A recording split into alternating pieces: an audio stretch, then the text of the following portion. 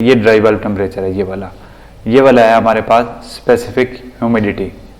ठीक हो गया बेटा। उसके बाद ये सारी जो लाइन जा रही हैं, ये वाली ऊपर की तरफ, ये वाली ये सारी है बेटा रिलेटिव ह्यूमिडिटी की लाइंस। ठीक हो गया बेटा।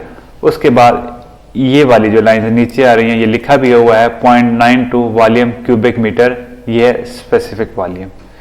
ठीक हो गया बेटा।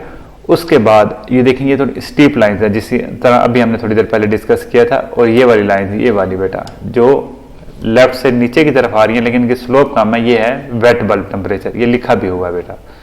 ठीक हो गया बेटा। अब मैंने आपको कहा था कि ड्यू पॉइंट आपने टेम्परेचर लोकेट करना है एट गिवन कंडीशन, जो भी टेम्परेचर और रिलेटिव ह्यूमिडिटी गिवन है उसको इस्तेमाल करते हुए आपने पॉइंट लोकेट करना है और उसके बाद उसको राइट की तरफ ले आना है।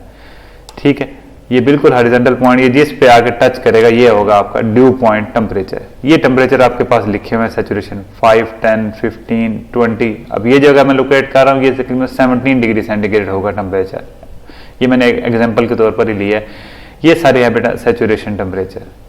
ठीक हो गया बेटा। ये है आपकी सैचुरेशन लाइन, ये वाली सारी जो ऊपर जा रही है, ये वाली, इस पे रिलेटिव ह्यूमिडिटी होगी 100%। ये बाहर वाली लाइन बेटा। अब ये वाली जो लाइन है बेटा, ये जो सैचुरेशन टेम्परेचर के ऊपर चल रही है, ये सैचुरेशन लाइन है।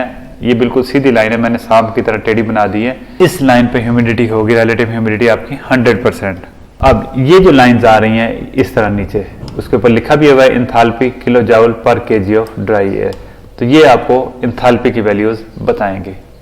आई होप कि मैंने चार्ट का आपको इंट्रोडक्शन करवा दिया है, ये चीज़ें समझा दी हैं, किस तरह आपने इसको देखना।